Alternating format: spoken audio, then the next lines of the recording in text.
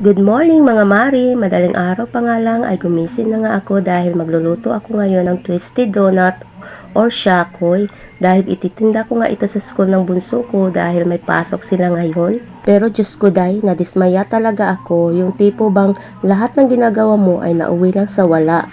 Yung pagising mo ng madaling araw, yung pagpaprepare mo ng mga ingredients at dali-dali ko pang pinabili si ate dyan. Yung panganay ko sa palengke kanina para lang may mailuto ako at maitinda. Tapos ito lang ang mangyayari. Nakaka-disappoint talaga. Tingnan nyo naman ang resulta nitong niluto ko.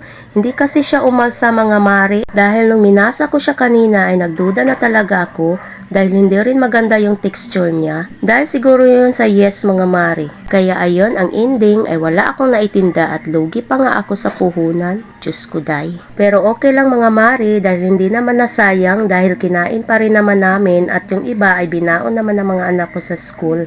Kaya thank you pa rin Lord sa blessings. At kahit ganon pa man ay hindi pa rin ako susuko mga Mari. Magluluto pa rin ako ng paulit-ulit hanggang sa ma-perfect ko ito. Char! Ika nga ay walang sukuan. Anyways mga Mari, papunta na nga kami ng bunso ko dyan sa school nila at naglalakad nga lang kami dahil malapit lang naman.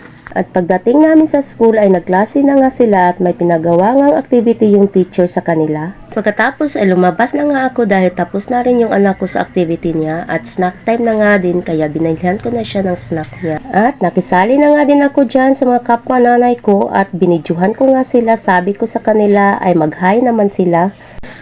At tawang-tawa pa nga kami dyan dahil sabi ng isang nanay dyan na kung sino daw ang kausap namin. Ang sabi ko nga hindi mo na aninag na imukha natin tatlo yan. Kaya ayun, nagtawanan na nga kami. Hay, iwan ko na lang pag kami nagkakasama-sama, lagi talagang may tawanan. At hindi pa nga kami kompleto dyan, absent pa nga yung iba. At pagkatapos ka ng klase ay hindi pa nga kami umuwi dyan mga Mari dahil tumambay pa kami saglit dito sa karinderya ng pinsan ko at sakto naman ay binigyan kami ng ulam ng mama ko. Kaya thank you mother. Uwi namin ng bahay at kumain na nga din kami.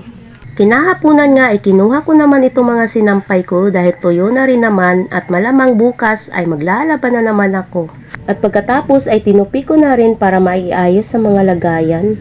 Maya-maya ay nagluto nga lang pala si ate ng century tuna na may itlog para sa aming hapunan.